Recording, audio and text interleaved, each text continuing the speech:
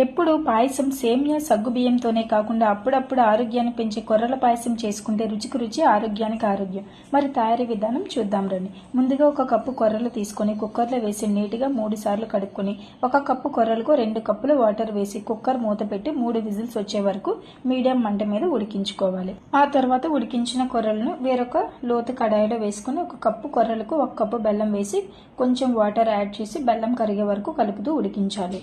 ఈ లోపు వేరొక ప్యాన్ లో 1 స్పూన్ నెయ్యి వేసి జీడిపప్పు, కిస్మిస్ వేసి ఎర్రగా వేయించి తీసి పక్కన పెట్టి కొర్రల్లో వేసిన బెల్లం కరిగిన తర్వాత 1/2 లీటర్ మిల్క్ యాడ్ చేసి అలానే 1 స్పూన్ ఇలాచి పౌడర్ యాడ్ చేసి బాగా కలుపుకొని పాయసం దగ్గర పడుతున్నప్పుడు ముందుగా వేయించి పెట్టుకున్న డ్రై ఫ్రూట్స్ ని యాడ్ చేసుకుని మరొక 2 నిమిషాలు మీడియం ఫ్లేమ్ లో ఉడికించుకుంటే సరిపోతుందండి. ఆరోగ్యాన్ని మేలు చేసి కొర్రల పాయసం తప్పకుండా ట్రై చేయండి. చాలా టేస్టీగా ఉంటుంది.